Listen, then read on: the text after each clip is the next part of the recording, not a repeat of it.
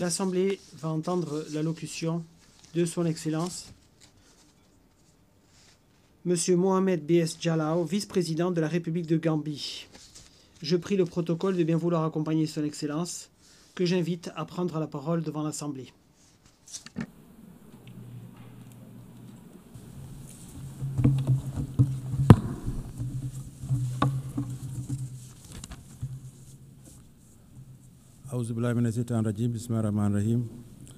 Your Excellency Annalena Barow, Madame la présidente de la 80e session de l'Assemblée générale des Nations unies, Monsieur Antonio Guterres, secrétaire général des Nations unies, Mesdames, Majestés, Mesdames, Excellences, Mesdames, Messieurs, les chefs d'État et de gouvernement, chefs de délégation, Mesdames et Messieurs. Nous célébrons le 80e anniversaire de l'Organisation des Nations unies. C'est un honneur pour moi que de prononcer cette déclaration au nom de Son Excellence, Monsieur Madame Barrow, président de la République de la Gambie. À l'entame de mon propos, permettez-moi de vous féliciter, de vous souhaiter plein de succès au nom donc du président et du peuple et du gouvernement de la Gambie. Permettez-moi également de saisir, Monsieur le Président, Madame la Présidente, de saisir cette occasion pour vous féliciter, vous, au nom du gouvernement de la Gambie, pour votre élection au poste de président de la 80e session de l'Assemblée générale. Votre élection prouve l'attachement qui est le nôtre à l'émancipation des femmes et à la diffusion de la problématique homme-femme. Ceci prouve que les femmes sont à même de mener des organisations comme l'Organisation des Nations unies et d'engranger des succès. Nous vous assurons, Madame, de notre soutien indéfectible et de notre volonté de coopérer dans l'exercice de vos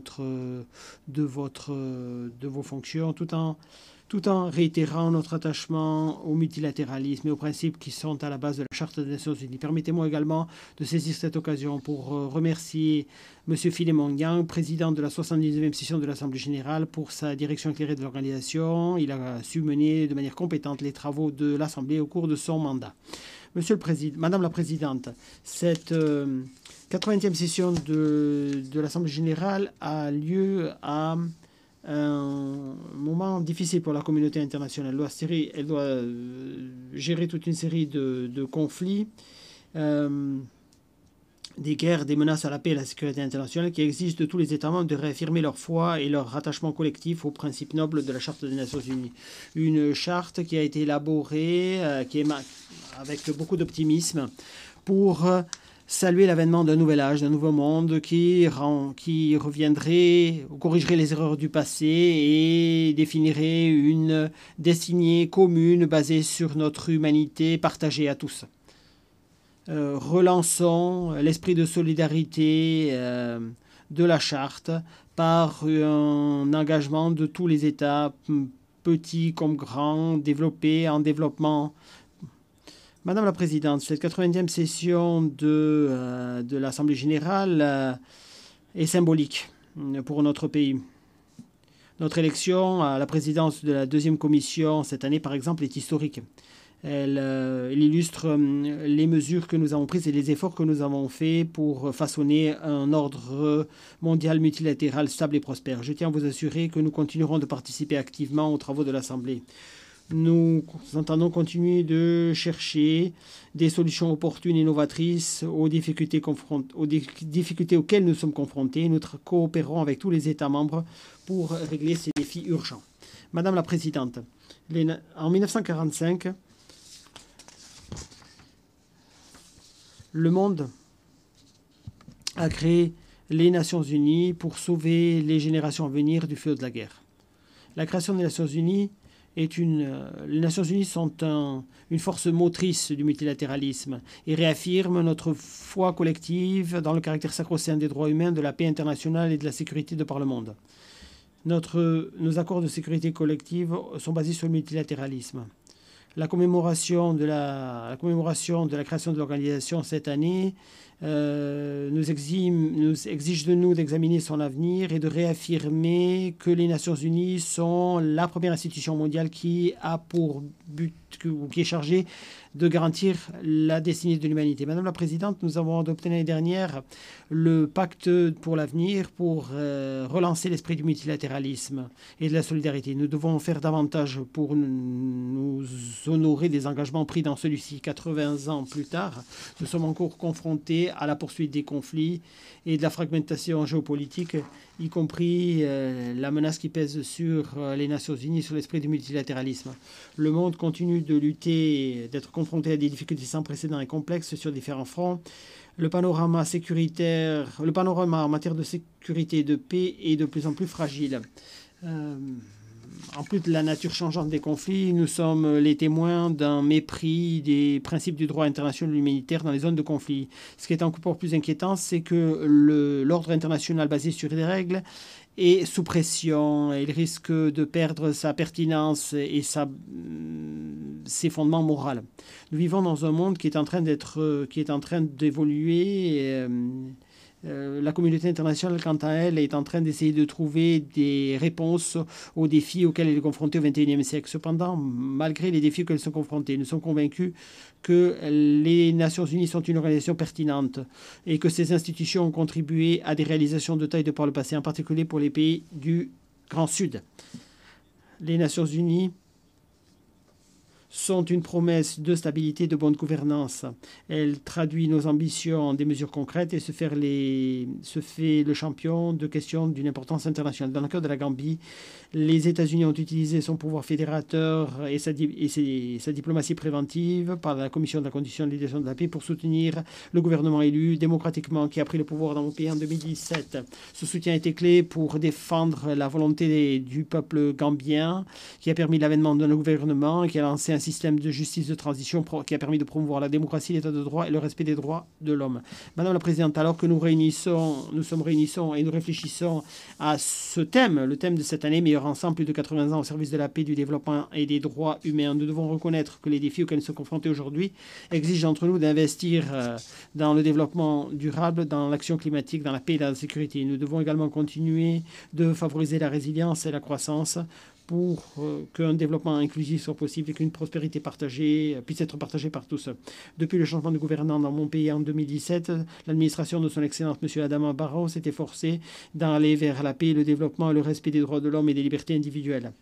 Il y a de cela 8 ans, nous nous sommes fixés comme objectif de mettre en place d'organiser des élections nationales crédibles, transparentes.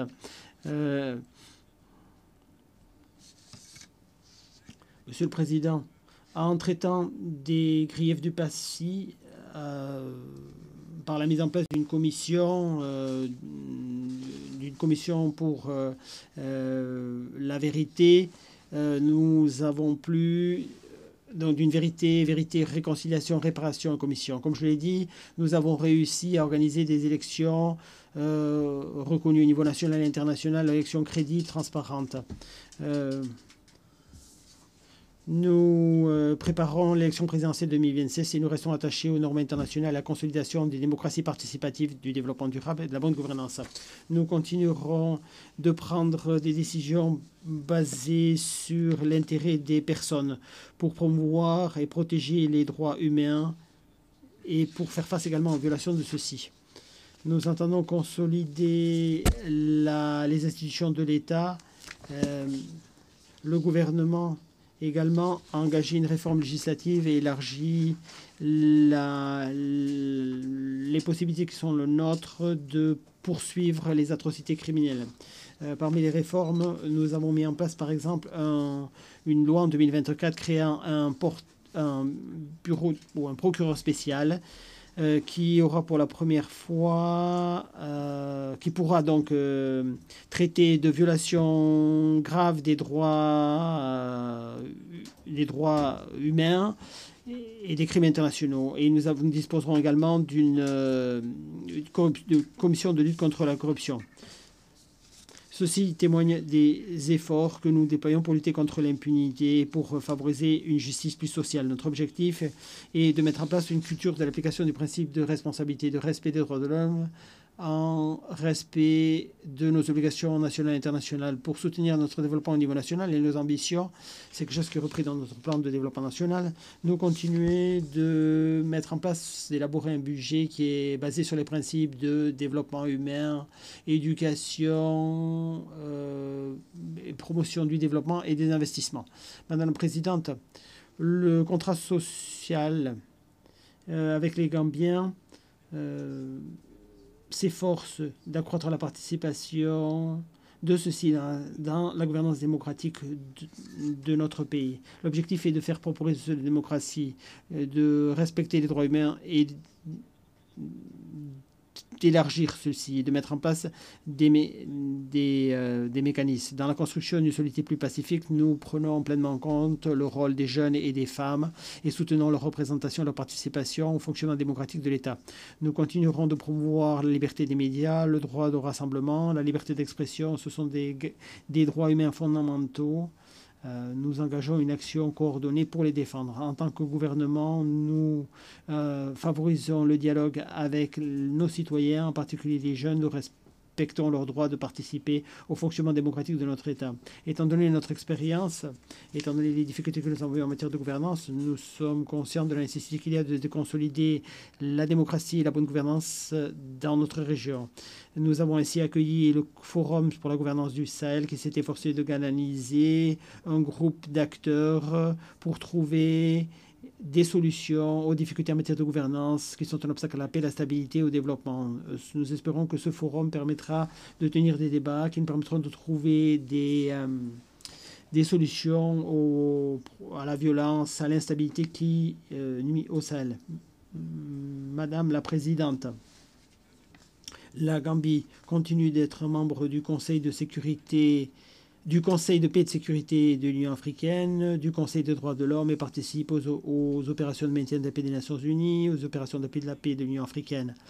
En siégeant au niveau de ce conseil très important pour notre continent, en participant aux opérations de maintien de la paix, nous continuons d'accorder la priorité au maintien de la paix, promouvoir la paix internationale, la sécurité, ainsi que la consolidation de la gouvernance démocratique et des partenaires en Afrique. Il est fondamental que l'Union africaine et les Nations unies continuent de collaborer pour traiter de questions relatives à la paix et à la sécurité régionale. Et ceci suppose bien sûr de recalibrer les outils de diplomatie préventive dont nous disposons. Nous devons également renforcer les mécanismes d'alerte rapide et accorder la priorité à la protection des enfants touchés par les conflits armés. Madame la Présidente, en répétant le mantra « l'Afrique dont nous voulons » et d'une Afrique en paix avec elle-même, nous considérons que davantage doit être investi être fait pour prévenir les conflits, pour faire face aux défis du développement. Nous devons renforcer la résilience en particulier. Nous appelons le Conseil de sécurité des Nations unies à s'acquitter de sa responsabilité de manière à pouvoir régler les conflits en Afrique et au-delà. Les niveaux croissants d'inégalité témoigne du système économique actuel qui est inégal et qui crée des déséquilibres pour les pays, dans les pays du Sud, en particulier en Afrique, pour régler le problème de la pauvreté, de la dette et du chômage. 5 ans avant la fin du programme de développement durable à l'horizon 2030, il est décourageant de constater que beaucoup reste encore à faire et que la réalisation de certains objectifs est pour le moins éloignée. Madame la Présidente, alors que nous devrions être engagés sur la voie de la paix et de la prospérité, nous voyons les conflits et les guerres se multiplier. Par conséquent, l'examen du mécanisme de consolidation de la paix en 2026 est une occasion, 2025 et 2026 est une occasion tout simplement de réfléchir à ce qui peut être fait pour faire cesser les conflits qui font rage de par le pays. En effet, les décès inutiles, le déplacement des populations en Haïti, au Sahel, en Ukraine, à Gaza, au Soudan, est inacceptable. Nous devons continuer d'œuvrer au service de la paix et nous devons proposer des actions en exhortant les factions belligérantes à dialoguer pour la paix. Nous devons tous aider en mettant en place des accords et des cadres de sécurité pour régler les conflits, pour garantir en particulier la protection des civils, en particulier des hommes, des femmes et des personnes âgées. Les parties au conflit doivent permettre l'acheminement de l'aide humanitaire pour qu'elle parvienne aux populations qui souffrent et doivent s'engager à faire cesser les hostilités. Il incombe à la communauté internationale de mobiliser le courage et la volonté politique suffisante pour faire cesser les conflits très longs. En effet, le bain de sang doit cesser. Nous célébrons le 80e anniversaire de la naissance de l'organisation. Le calvaire des Palestiniens n'a pas encore été réglé. Des populations innocentes continuent d'être confrontées à une situation humanitaire catastrophique. La situation des Palestiniens renvoie au principe de justice, de respect du droit international humanitaire et de toute détermination. La situation actuelle ne pourrait cesser. On ne peut pas rester impassible face à la détérioration de la situation. Il est impératif d'agir collectivement, de toute urgence, pour relancer les chances d'un processus de paix inclusif pour Israël, la Palestine et la région. Nous réitérons notre appel au service de la solution à deux États pour permettre au peuple palestinien de récupérer ses droits nationaux tels que l'a reconnu la communauté internationale par sa reconnaissance de l'État de la Palestine dans le cadre de ses frontières de 1967 avec Al-Quds al-Sharif comme capitale. Nous appuyons également la candidature de la Palestine et son adhésion à l'Organisation des Nations Unies à cet égard. Nous tenons à remercier le Royaume de l'Arabie Saoudite et la France pour la conférence de haut niveau qu'il vient d'organiser sur la question de la Palestine. Madame la Présidente, dans le cadre de l'appel que nous avons lancé pour que les conflits mondiaux puissent être réglés le plus vite possible, nous tenons à réaffirmer notre soutien aux efforts entrepris par le secrétaire général qui a lancé une table ronde en Sahara marocain pour arriver à trouver un règlement de cette crise. Nous félicitons de la volonté de l'attachement du Maroc au cessez-le-feu, sa volonté de pleinement coopérer avec le MINURSO et de relancer le processus politique sur la base des paramètres de la résolution 2756 de 2024. À cet égard, nous appelons le Front Polisario à renoncer à son retrait unilatéral de l'accord de cessez-le-feu, à lever les restrictions qui ont été posées sur la liberté de mouvement et la fourniture d'approvisionnement à la MINURSO. Nous exhortons toutes les parties, le Maroc, l'Algérie, la Mauritanie, le Front Polisario à travailler ensemble à l'avènement d'une solution politique durable et pragmatique sur la base d'un compromis. L'incidence positive de l'initiative marocaine pour l'autonomie, que nous acceptons comme réaliste et crédible, a été accueillie de manière favorable et le peuple de la région continue de jouir de la paix, du développement et de la protection de leurs droits humains. Grâce au gouvernement du Royaume du Maroc et du nouveau modèle de développement qu'il a proposé pour la région du Sahara marocain. Nous saluons également le lancement par Sa Majesté Mohamed VI, roi du Maroc, du gazoduc Maroc-Nigeria, de l'initiative atlantico-africaine et de l'accès pour les pays du Sahel atlantique. Ces trois initiatives royales donneront un nouvel élan à la région du Sahara marocain en mettant en place une nouvelle plateforme de renforcement de la sécurité, de la stabilité et du développement. Madame la Présidente, la Gambie continue d'être aux côtés de la politique Chine unique de la République populaire de Chine.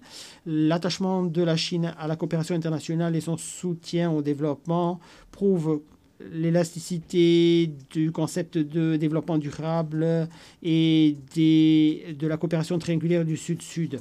Nous réitérons l'appel qui a été lancé pour soulever le blocus économique imposé au peuple frère de Cuba. Cet embargo, ce blocus continue d'infliger, de causer des difficultés, de causer des dégâts économiques, de créer des problèmes de développement pour le peuple et le gouvernement du Cuba. Nous pensons que le moment est venu de le lever et nous pensons que ceci permettra de faciliter la coopération. Madame la Présidente, nous célébrons également le 25e anniversaire de l'adoption de la résolution 1325 sur femmes, paix, sécurité, résolution du Conseil de sécurité. Nous devons donc renouveler la conviction qui est la nôtre, que la réalisation du développement durable et la consolidation de la paix et de la sécurité sont ancrées sur le principe de la participation des femmes dans toutes les sphères de la politique et des processus de prise de décision. Des progrès ont été réalisés pour inclure les femmes dans la vie publique. Leur participation dans la consolidation de la paix et dans les accords de sécurité continue d'être limitée par des obstacles que nous devons surmonter. En effet, les femmes doivent avoir une place à la table des négociations. Elles payent le lourd tribut très souvent des conflits. Elles doivent pouvoir participer à la paix. En tant que pays qui partage la même destinée, en préparation de la 4e conférence mondiale sur les femmes, nous avons l'obligation morale et la responsabilité collective d'agir rapidement sur toute question qui empêche l'émancipation des femmes. Ceci inclut de favoriser leur avancement, leur progrès dans les institutions et leur contribution croissante à la paix et la sécurité et à la consolidation de celle-ci. Madame la Présidente, étant donné les conclusions de la 4e conférence sur le financement du développement, nous espérons que l'architecture financière internationale et les mécanismes en la matière évolueront de manière positive. L'architecture financière internationale, en particulier concernant la restructuration de la dette, continue d'empêcher les aspirations de développement des pays en développement. Étant donné la marge de manœuvre budgétaire très limitée par les pays qui sont soumis à la charge de la dette, les pays en développement ont des difficultés à investir dans les secteurs sociaux. Cette difficulté est compliquée, notamment pour ce qui est des investissements dans la base productive de leurs économies pour favoriser la croissance, l'emploi et le développement. La situation a contribué à la réalisation très décevante de seulement 17% des ODD. Pour accélérer la pleine mise en œuvre de ceux-ci, dans le cadre du calendrier qui est le nôtre, nous devons renforcer la coopération financière internationale et revoir l'architecture financière internationale. Nous devons créer des accords, des institutions, des mécanismes qui permettront la réalisation d'investissements précis, l'industrialisation et le lancement d'initiatives de mécanisation pour garantir le développement dans le domaine de l'agriculture, de l'eau et de l'eau. Monsieur le Président, Madame la Présidente, le pacte pour l'avenir adopté lors de la 79e session de l'Assemblée générale l'année dernière est une occasion en or de voir les réalités que sont les nôtres, de relancer la mise en œuvre du programme de développement durable à l'horizon 2030 et ses objectifs de développement durable et d'intensifier nos efforts pour faire face aux défis urgents de notre époque. Le pacte concerne la prospérité partagée et c'est la raison pour laquelle nous sommes favorables au processus de préparation de l'examen du pacte en 2028 pour que celui-ci soit mis en conformité avec les processus intergouvernementaux en cours, comme par exemple l'examen du mécanisme de consolidation de la paix en 2025, la réunion de haut niveau de la plénière pour commémorer le 30e anniversaire du programme d'action pour la jeunesse et ce sommet mondial social. Le succès de ces rendez-vous dépendra principalement de notre volonté, de l'élan que nous donnerons à l'avènement d'un cadre de gouvernance mondiale plus résilient, plus équitable, au service de la réalisation des objectifs qui sont les nôtres. Madame la Présidente, sans une réforme du Conseil de sécurité, nous ne serons pas à même de mener à bien notre programme de réforme. Nous appuyons la position africaine commune sur la réforme du Conseil telle qu'elle a été présentée dans la déclaration de Sirte et le consensus des Ulwini. Nous sommes convaincus que la sous-représentation que le processus de réforme des Nations Unies doit progresser et que la représentation de l'Afrique dans les catégories de membres permanents et non permanents du Conseil de sécurité est une injustice historique qui doit être corrigée de toute urgence. L'Afrique a ainsi toujours contribué à la paix au niveau mondial et l'Afrique a payé le lourd prix de sa participation à deux guerres mondiales. Par conséquent, nous sommes convaincus que le moment est venu pour la communauté internationale de soutenir l'appel de l'Afrique pour qu'elle soit représentée pleinement au Conseil de sécurité. Ce faisant, donc une réforme du Conseil permettra de garantir sa légitimité et sa crédibilité en tant qu'organe responsable de maintien de la paix et de la sécurité internationale. Nous saluons le comité de l'Union africaine de 10 chefs d'État et de gouvernement sur la réforme du Conseil de sécurité présidé par son Excellence le Président de la République de la Sierra Leone. Merci pour leur direction éclairée dans cette quête tout à fait légitime. Monsieur le Président, nous sommes confrontés à des niveaux au niveau international d'insécurité, des niveaux d'insécurité très élevés. La menace des changements climatiques continue d'aggraver les défis sécuritaires, notamment au Sahel. Nous devons donc faire face à l'incidence de la change climatique dans le cadre des mesures qui sont prises pour renforcer la résilience, des mesures qui sont vitales pour atténuer les effets, les risques liés au climat, qui sont liés bien sûr à des facteurs économiques, sociaux et politiques. Nous voudrions saluer les progrès enregistrés lors de la COP29 à Bakou. Nous sommes passés de 100 milliards de dollars à un nouvel objectif quantifié et collectif. Celui-ci n'est pas suffisant pour financer toutes les actions en matière d'adaptation et d'atténuation, en particulier pour les pays en circonstances particulières.